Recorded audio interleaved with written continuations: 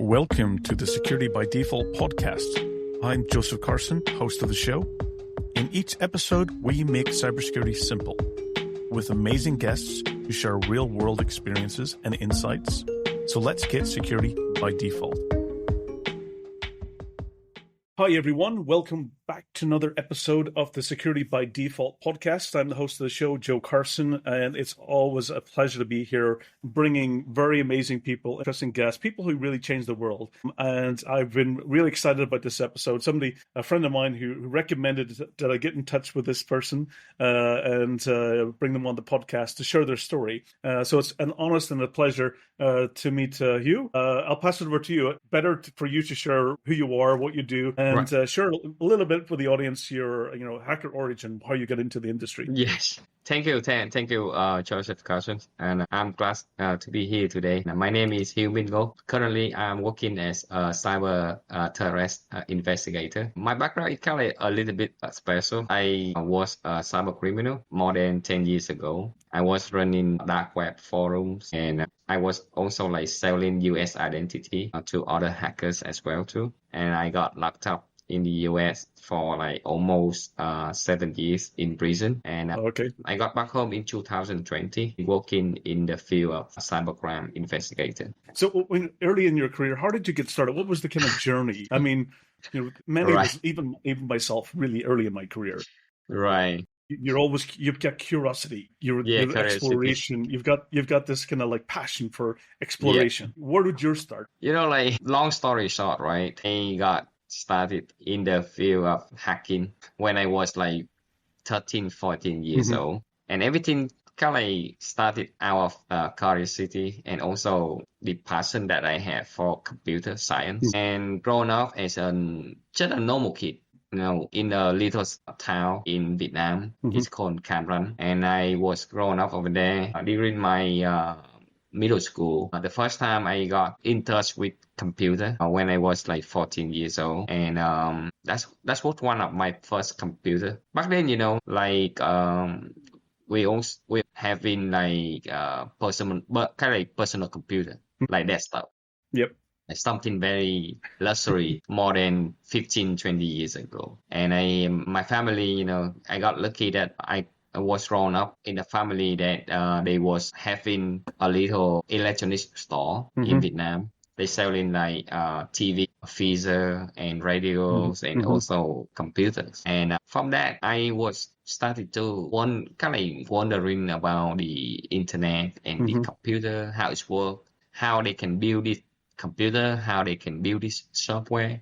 And I started to exploit the internet. But back then, internet is very expensive. Yes, very, very costly. Even when I started, I was chatting with a friend and we were talking about dial-up. I was like, dial-up. Yeah, dial-up is something very luxury.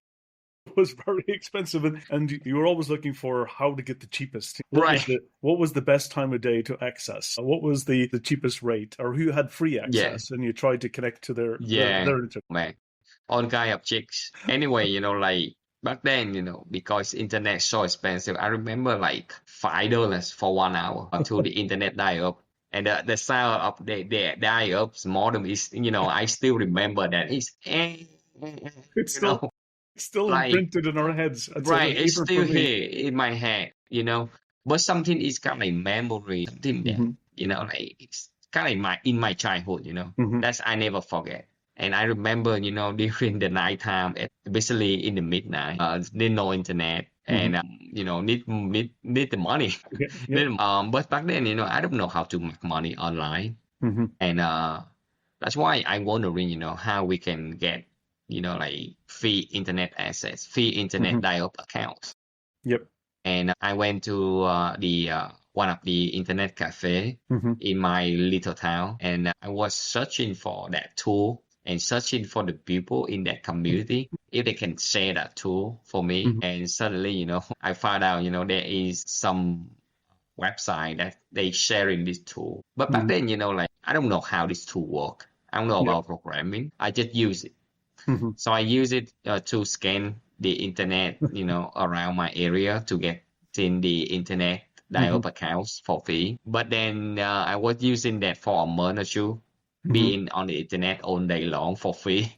And suddenly, the internet service provider in Vietnam, they send the code paper, kind of a warning to my parents' house, and they were so surprised and upset at me because in that document they say, in this house somebody was stealing the internet accounts from other companies and using that kind of unauthorized access. Yep. And my parents, they was very upset, and then they yelling at me, and they say, but at that time I was so young and very childish, and then my parents, they so worried. That's why they still pay for the fine. Yeah. I remember back then, like up to like 5,000 USD for the fine. Oh, okay. That's a lot of money back then. That's a lot. Yes, that's a lot of money back then. It could be nowadays. It could be like equally like 50,000 USD easily. I think in inflation rates is probably close. Yeah, inflation rate could be like that, like more than 15 years ago. So I guess but then my parents, especially my dad, he saying, he think I should be sent to Ho Chi Minh City to learn more computer in the right way. Okay. And then they sent me to my uncle's house, and I was living there during the summertime in my senior in middle kind of in the middle school. Yep. When I was like 8th grade, and I was living there for 3 months with my uncle at a little apartment. And my uncle, he got a computer store selling hardware and software for other company. And I was learning a lot, like how to build computer from scratch, like put on the main board, on the RAMs, on the CPU, on the chips together, stuff like that. How to fix that. Very similar to my childhood. Right. So I was learning a lot about that. It was fun. Then I was learning about programming as well too. One of my first website I built is also under my nickname, HieuPC.com. HieuPC, yes, that's your. I was sharing free software on that website for other people, and it was fun, to build one of my first website and to learn about programming. It's very cool. So I, keep learning there, and when I finished before I finished the summertime in Ho Chi Minh City, I met up this guy at the internet cafe in Ho Chi Minh City, and I was passing to his dark screen, and I was wondering what kind of forums and website he was browsing to, and I was asking him, and he answered me. He told me it is underground hacking forums in Vietnam and also in Britain. And I was like, wow, yeah, that's something new, something I never know before.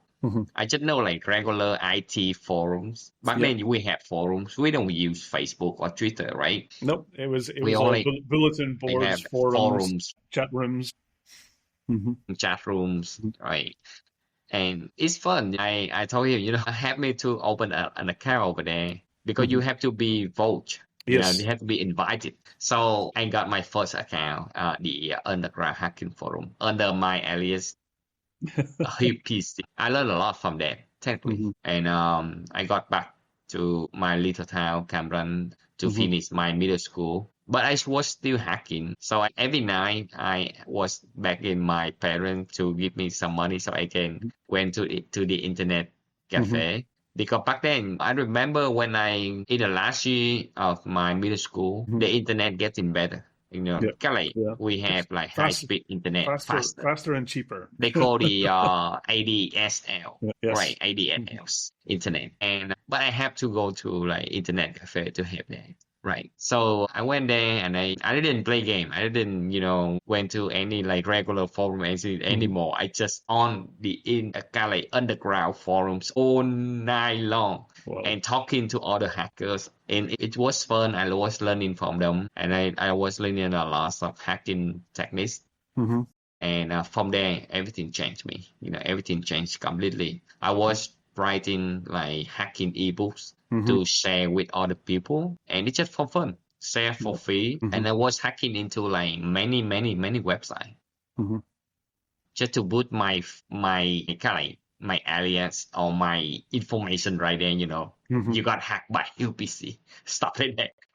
Cause something very stupid because back then, like when you hack the people, there is no laws at all. There Yeah. isn't even like no cybercrime laws in Vietnam back in the day. Hmm. Yeah. I Everything remember is just even for me when I started getting, right. I think my switch from being assistant administrator to switching Yeah. into security. I remember it was 2001, and there was a hacker hacked into our networks, and we were tracing them back using Tracer T 3D, the whole 3D visualization, and we traced them. We literally traced them back to the house, and it ended up being about a 13 or 14-year-old kid, but Wow. the country where we traced back to, there was no laws. There's So, no law, right? and that was, I mean, in most of, even the thousands, many countries didn't have updated laws, especially in emerging countries. Even today, there's quite a few countries that still don't have updated Oh laws yeah. that actually Wow.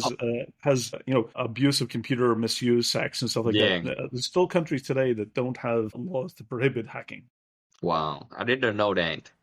Wow. So Vietnam, it just had that Mm-hmm. lately. I remember in 2010, Mm-hmm. 2011, something Mm-hmm. like that. Yeah. But anyway, I was hacking left and right because back then, Mm-hmm. vulnerabilities of the system everywhere. Yes. Very easy to exploit, very easy to get in and get out. Mm-hmm. It's look like your house. Yep. You can get in anytime you want, or you can get out anytime you want. Mm-hmm. There's no security guards, no security protection at all. Yep. Basically back then, so many vulnerabilities like the single injection, Yep. like So man, many misconfigurations, so SQL injection, default mainly credentials. bad. And then I was hacking it just for fun, and I Hmm. was hacking like credit cards and Hmm. bank account, and it was sharing for free. Back then, forums is just like that. People were sharing techniques, people were sharing information for free. Hmm. But Yeah. then things getting more seriously when I finished middle school and went to high school. During my junior high school, I met up this guy. He was so good at making money online. Hmm. He know how to make money online. He know how to get the money out of the Hmm. credit card and the bank account. So he was teaching me how to use my skill to hack other company Hmm. to get the credit card and bank account for him Yep. so he can use that to make money. So we Yep. split the money 50-50. And back then I was like 16 years old Hmm. and I was making like a little more than 1,000 USD per day. Yep. And I split the money with him, doing nothing. I just hack in and then me and him, we collaborate together. Hmm. I remember one of the funny thing that I still remember that me and him, we found out there was Hmm. that we can abuse that website to learn with the money. So we was acting as real players Hmm. to play with each other, and we cash out the money. Yep. We went to the internet cafe and we pay for all the hours Hmm. for all the computers in that internet cafe, and we set up So, the accounts, the fake hmm. accounts, and then we have only two real accounts, and we play with like tons of different fake accounts Hmm. in that internet cafe, and we know the cost already, so we just moving the money around and we cash out to Hmm. our real account. And this fake account we deposit with the stolen credit card Hmm. and also the stolen bank account. And man, it's just so crazy that it was making so much money from that. But then I saved that money and then I finished high school. I paid for my school fee Hmm. in New Zealand because because I know whatever I was doing is bad. It's not right. And I wanted to be somebody better. I want to be a real computer scientist. Yep. And then I told myself, I have to quit it. I want to be someone better. Hmm. And I paid for my school fee. I went to New Zealand. I learned about computer science. But within 3 months or 4 months, I got back to the hacking community again. And at this time, I was hacking like e-commerce website in New Zealand, stealing a lot of credit card, and I was selling these red credit card information, and I almost got caught in New Okay. Zealand. because I was selling like fraudulent music concert tickets. Because I used a stolen record, I which bought is a which is whole one of the bunch of which is one of the common methods to launder to launder the money is to transfer it into something of asset value, which is yeah, concert tickets, sports right, events, sometimes even like gift gift cards. cards, Gift gift cards is cards. another another big one. It's Even nowadays, it's still the mhm. same thing. Yep, it's the same Now same nowadays, method. same It's thing, very much same similar. Yeah, method. yep. Back then, like I was abusing iTunes gift Hmm. cards, Yep. like and selling this gift card to other people with a cheaper price. The people Hmm. bought a lot. Yep. A lot of people buy it. The same thing with the music concert ticket. Hmm. So man, I was abusing the ticket master Yep. and make so much money from there. But they got reported that so many of my music concert tickets that was bought by stolen credit card. And then Hmm. they found out about that. They reported back to the police, and the police they called me and they freeze my bank account. I was Hmm. so scared, and I returned all the money to the police so they can refund to the victims. But luckily, they didn't catch me. After that, everything got look good. But within a day or two after that, I was so scared. I bought my airplane ticket and I ran away Hmm. with just. And then I just stayed in New Zealand for almost a year. Couldn't finish my dream to be a computer scientist. So I got back home in 2009 and 10. And my parents, they got so mad at me. Did you tell your Uh, parents? yeah, they told me why I got back to New Zealand and I mean why I got back from New Zealand and I have to tell them the truth Hmm. about the situation. So they was so mad at me. They got so kind of like disappointed at me. Hmm. I promised with my parents that I'm not going to do that again. Try to be a better person, but couldn't last long. Yep. Same old same again. I was within 6 months. I was hanging out with like other bad guys Hmm. again. I What was the remember at the what was the motivation at that point? Was it the yeah was it the curiosity learning still, or was it no, it's just like the chit financial chat side? and Okay, have or fun. social the social aspect of it. So yeah, kind of in like Hmm. dinner because we have a groups of kind of like underground hacking members, and then we constantly meeting with each other Hmm. offline. Hmm. We have Yep. fun. Yep. Back then, we usually like we went to like internet cafe or we went to like coffee shop Mhm. and to meet up with each other, and we have fun. We talking and chatting. Yeah. Sharing what happened. Right, Sharing right. the techniques or new findings. Right. But then, the thing I told them, man, I don't want I remember I told them in that group, I told them, man, I almost get caught in New Hmm. Zealand. I don't Hmm. want to touch the stolen credit card anymore. It's so Hmm. dangerous. And they give me an advice that they say, Hugh, you got some skill. Why you don't looking for, like Hmm. US identity, like a social security number and date of birth Hmm. or driver license. I say something new to me, and they say it's good business too. They say it's safer than credit card business because it's not bank account, it's not money, it's not like the Some people's identities. right. It's just like information. So I say yes, maybe it's safer. So I was spending like almost a month and I was hacking a lot of different like data brokers in the Hmm. US and eventually, like I was hacking one of the major data broker in the US Hmm. and I gained access to their database. And then after that, I just kind of, man, I said, man, maybe this is safer. Maybe I should open a website Hmm. and integrate the database that I got into this website. Hmm. And finally, I got everything set up within a month, Hmm. and I was running the webs, the underground dark web forums, Hmm. the website Yep. to sell U.S. identity to other cybercriminals. Hmm. Just within a day or two, I just see the money coming into my pocket like crazy. Hmm. I remember back then I was using Liberty Preserve to receive the money. Mm-hmm. and laundry the money. It's some kind of like PayPal Yep.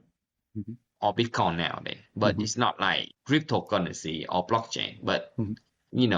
kind of like virtual currency Yep. that being used by cybercriminal and money laundering back Yeah. then. Typically just credits. You're getting credits, and you can check out Yes. credits. So I remember within a day or two, the money coming into my Liberty Reserve account like crazy, like almost 1,000 USD per day. And after that, the money come to like 5,000 USD a day, 10,000 USD a day, like Whoa. crazy. And I say, wow, this is really, really good business. But the thing is, like when you hacking into this company, they Mm-hmm. find out and they fix the vulnerabilities. So I keep hacking, kind of like back and forth, and Yeah. it's not stable. The And whack-a-mole. and You I get to see close one door, you business get through doing the like next. this is not Yeah. good. To do the business like this is not good because Mm-hmm. you have to hack them. Yep. And then if you got unlucky, they fix the vulnerability and that's it, game over. Mm-hmm.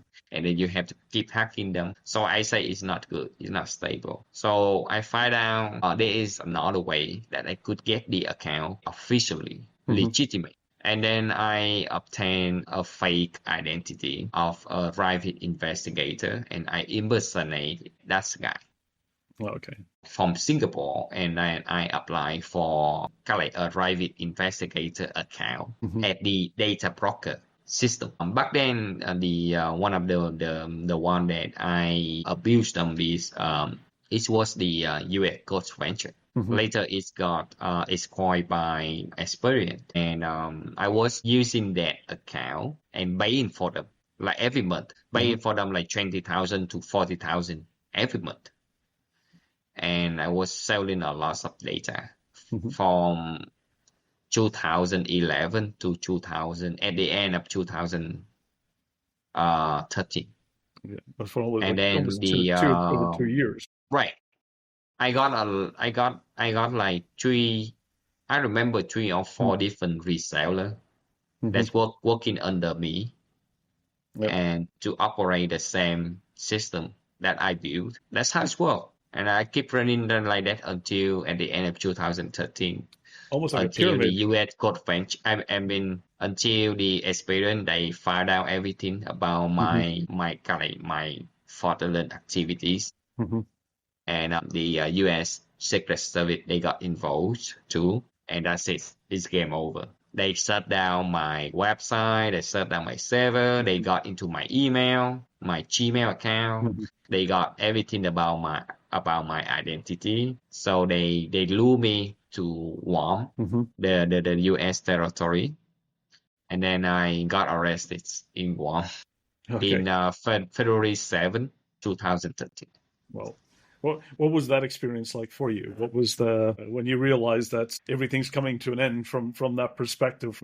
From being, I guess you were extradited out to Guam, and then they did the official Yeah, arrest there. What was that experience like? oh, man, it's kind of like to me it's kind of like hell on earth. Man, they was extradite me from U.S. territory, Mm-hmm. the Guam Island, to Hawaii, to California, to Las Vegas. Man, too many different states that I couldn't remember. And during my time in prison, basically first 2 years, kind of like before my final sentence, Mm-hmm. from 2013 to 2015, they was moving me around so Mm-hmm. many jails and so many states Mm-hmm. that I have to be to, and unbelievable. So many kind of nightmares to me. Mm-hmm. And I remember one of the hardest time during my time in incarceration. Mm-hmm. It was the time when I was in Guam Island, Mm-hmm. because I remember over there there's no blanket, no pillow, no nothing. You sleep on the floor, kind of on the ground technically. Yeah. All right, because this is the island. Is kind of the environment is not very good at all, Mm-hmm. and I couldn't sleep well, couldn't eat well, and I was so stressed at that time. But things getting better day by day, time by time. I was learning a lot about myself and keep myself busy during my time in incarceration to like educational training program. To like working in prison. I was working in a library, I was working in the kitchen, I was working in the laundry, and it's fun, like keep my mind busy and also do something good. Try to be a role model in prison. So during my time in prison, I got no incidents at all. Everything looked good. Keep myself like staying positive.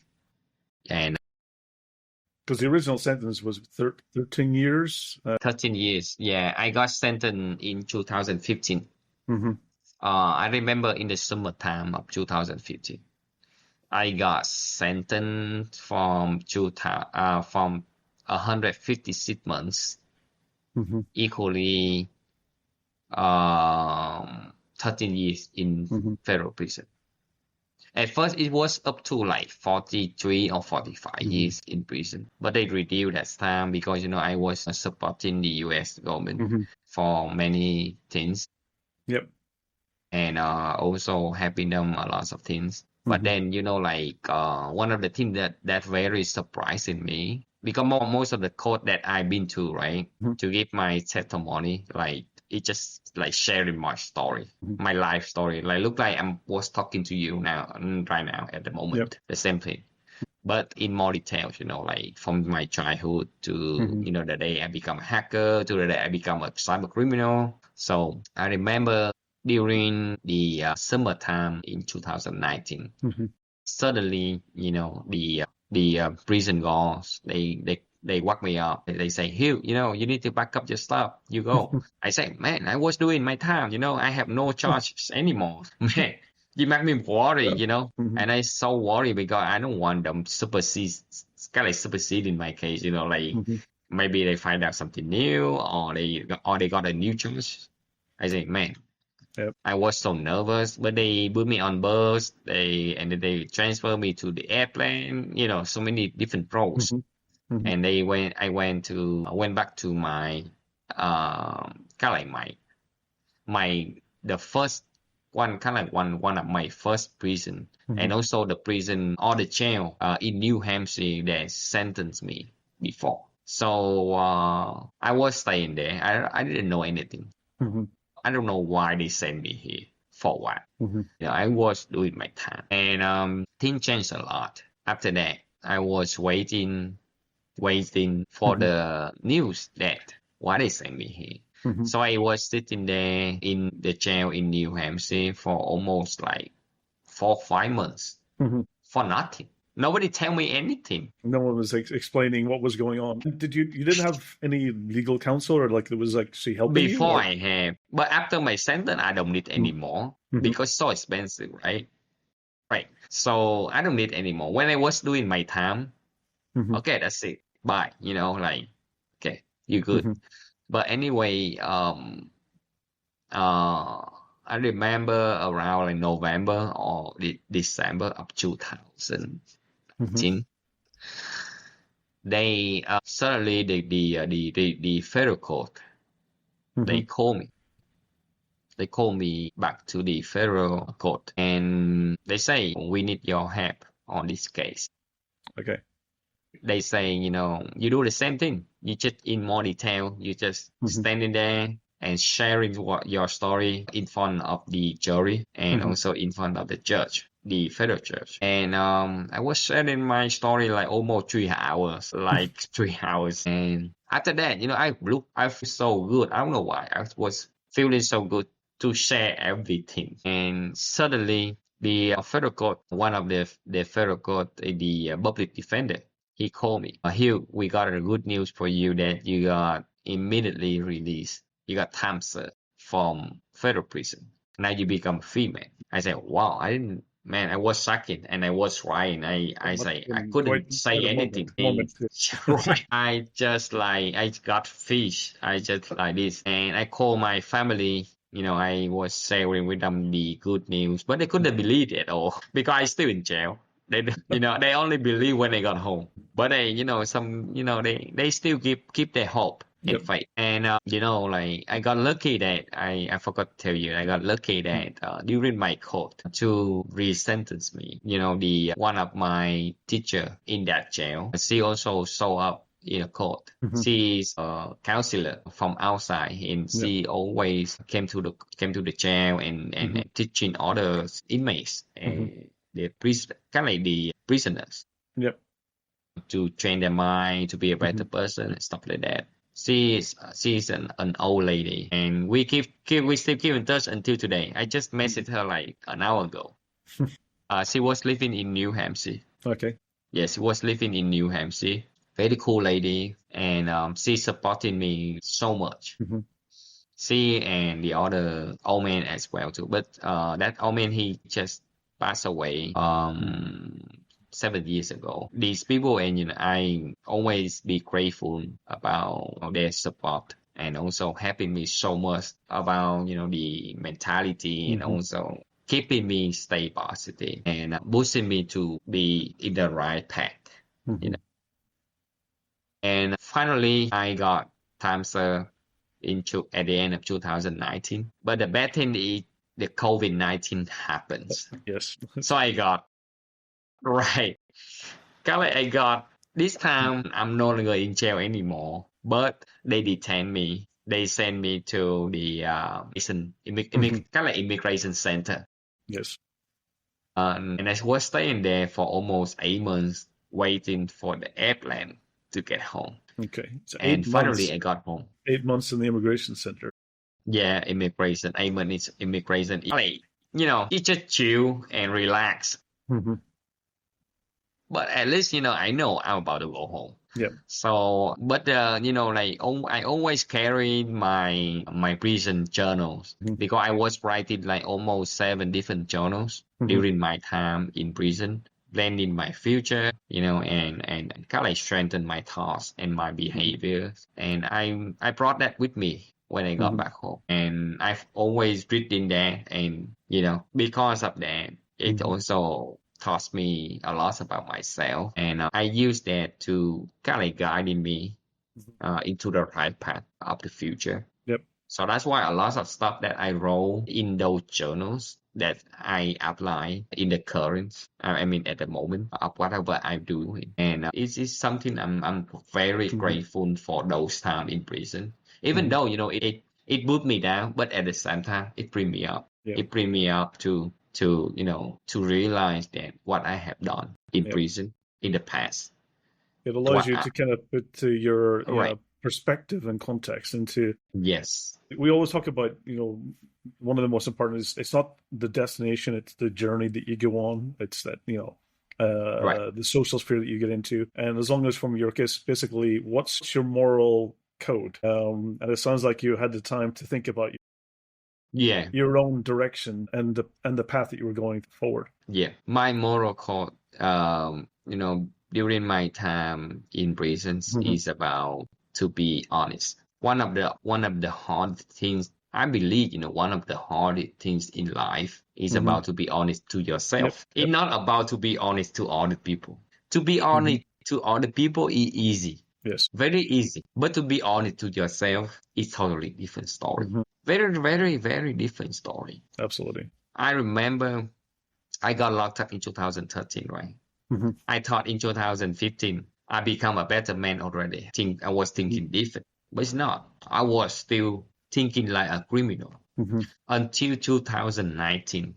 During the summer time of 2019, I was changing my thoughts and my behavior, and because I was, trying to be honest to myself for the first time. All the bad things, even the little things in my life, in my childhood, during my young man until the day I got locked up. So everything, all the bad things, even the worst thing, I talk to myself, and after that, it just changed me completely.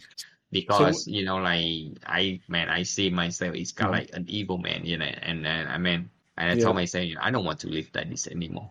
I want to be somebody different, and I will do it. And that's change to make Right.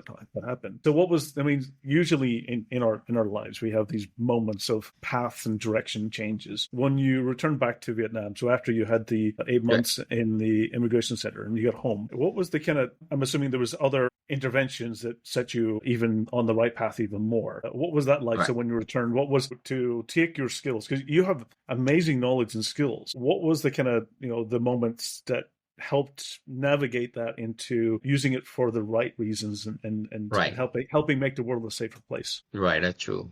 Like the day I got back home Mm-hmm. in August 2020, I got lucky that I got approached by Vietnamese government. They recruited me as a cybersecurity researcher Mm-hmm. And that for was the in the national National Cybersecurity yeah Center. Yeah, let's see. for the National Cybersecurity Center Mm-hmm. as a cyber threat hunter. And since then, from 2020 until 2000, at the end of 2024, I was working over there. And also when I got back home, I also started with a non-profit organization Mm-hmm. doing the anti-scam, Mm-hmm. anti-phishing, and helping other people in Vietnam. And until now, I still running there, like almost 5 years already, and collaborate with many other big tech companies and cybersecurity companies around the world, and helping a lot of people, like millions and millions of people, against That's like scammers, against like mm-hmm. hackers, stuff like that. And during my time in National Cybersecurity Center, I was helping the law enforcement Mm-hmm. for chasing and hunting the cybercriminal and hackers in Vietnam, and arresting like a little more than 200 people, right? So when Right. you think about the skill, that each The of those skill and individuals. also the deep knowledge about Mm-hmm. like the hacking communities, and also the connection in my Mm-hmm. network. To me, it's fun to hunt cyber criminal because it's just like looking at me when I was back in the day. Kind of like me in the mirror, Yep. technically. It's It's fun. that reflection is. I mean, Kind of like a flat reaction. do you hope that when you're catching, like, helping the NCSE and helping catching them, Right. do you hope that it also allows you to help them use their skills for good potentially in the future? Is it kind of one of those goals to help Right. set them on the right path as well? Yeah, that's also one of my goals, and even until now, I'm still mentoring and also teaching in university, sharing my story to motivate them to do the right things. And I was be able to change the minds of many young hackers to do the right things and follow me to build good projects to help the people. Especially like some of the project that we built recently, Mm-hmm. applying the artificial intelligence to automated detecting like phishing and scam website in real time. Okay. And also like building like a new project like personal security checklist, Mm-hmm. helping them to do on the checklist of their social media profiles and on their like kind of like cyber hygiene, Yep. to help them to Yep. be ready Because that's and to be important. I protected. always Right. find that we can only be as good as our social sphere. Right. And the more the people around us that we can actually make sure that they protect themselves, Right. it makes society a much safer place. Right. I think, one of the things is that the hackers or the scammer, right? They always targeting like human. The first thing is people. Yep. So to raise the awareness for them is the number one thing that this will reduce a lot of cyber crimes. And at the same time, I was talking with a lot of like black hat hackers, very young, kind of like still in high school. And I was talking to them, and a few of them, they listen to me and they follow me. And until now, they've been doing well and helping a lot of people on the internet. One of them, he got a scholarship in the U.S. and right now he in the U.S. Okay. He just got back. He just I remember he got to the U.S. 2 years ago, right? Hmm. He got a scholarship, like 75%, stuff like that, right? He's doing well, I think that's amazing because I mean I think right? I know I grew up in Ireland and Right, UK, and sometimes there's a little bit different opportunities in order to put people on the right path. I think in countries like Vietnam, when you were growing up, there probably wasn't a lot of those opportunities. So I think it's great what you're doing today is making those opportunities possible in order to make sure that catching those who have a genuine talent at a young age before right, they start, they're still at that curiosity, the learning and the social aspect of it, and they may have not hit that monetary motive portion yet. right, There's still before they get to that, the difference between being a curiosity hacker and a criminal. The right. earlier you catch them, the earlier you get them and help them use that skill for a positive way. I think it's crucial. Also, you've also done a huge amount of work in making a lot of products secure as well. I Yeah, understand that you've been helping from Apple side of right. technologies, and also received numerous awards as well Yeah, for your change into to kind of really yeah, laser focusing what you learned about yourself and that reflection from a positive kind of charge. right. So do you want to share some of the things about the awards as well? I can't determine which awards you received, local awards in Vietnam you received. Yes. Yeah, I received two major awards in Hmm. Vietnam: the Vietnam Talents Awards and Hmm. also the Made in Vietnam for Hmm. my products Hmm. that helping the society for free in Hmm. Vietnam to come back against like scammer and fishers. Hmm. And another awards in the Middle East Hmm. that kind of like tough finds threat hunters. Oh, fantastic. Yeah, something that kind of encouraged me to keep doing well Hmm. and doing something good for the society. I also collaborate with United Nations Hmm. and the Global Anti-Scam Alliance, and yeah, some And of the you, major one like Anti-Phishing Working Group, hmm Virus Total, yeah, stuff like Yep. that. Fantastic. And I mean, where we got intersected was through Interpol as well, because you've been doing Right, a lot of help with the Interpol, projects, Interpol, right. which is fantastic as well. Interpol, like I kind of like supporting and Mhm. doing raising cybersecurity awareness and prevention stuff, Mhm. right? It's fun, Fantastic. So what's next for you? What's the future look like for you? I mean, now that you've had this right? whirlwind journey, kind of, where you had a path of that led you down Right. a very dark path, and then you saw the light, and that have changed around. What's on the horizon? What are you looking to do in the near future? That's a good question though. Always, like hoping that one day I can go around the world Mhm. and come back to the US, sharing my story with the younger generation. I really want, to get back to the jail and prison to motivate the prisoner to Hmm. do the right thing and stay Hmm. positive. No, Yep. no matter where they go, they still Hmm. be able to can learn to learn and to improve themselves. Yep. No matter what kind of situation and circumstances, they still able to do something right and something good. Absolutely. Absolutely. And Life is a that's what learning. in my main goals in the future, Hmm. and mentoring and guiding these younger Hmm. generation, helping them to do to build good products, Hmm. especially like cybersecurity products and service to help their societies. Absolutely. Instead of doing the bad things, you can make a lot of money doing the Yeah. right thing. Yeah. If you put your energy and passion into, what Right, you enjoy doing, the financial side will come. It might take longer, it might be more difficult to do, but it does right. come. It does come. That's the thing. Any kind of final words that you'd like to leave? What's some of the kind of resources or things that you would recommend the audience to go to in order to help them? Maybe there's some people on the audience that's, in that early stage as well. Is there resources or places you would point them to that would help them Right. find the right path? Maybe a book, or is there some type of educational resource or website that would? To me, the best thing for young hackers that is they should go to the right communities. for them to learn and improve themselves and get connected with the good people. And I recommend young hackers that should go to like these platform like bug bounty programs, Yes. where they can learn and improve themselves. Mm-hmm.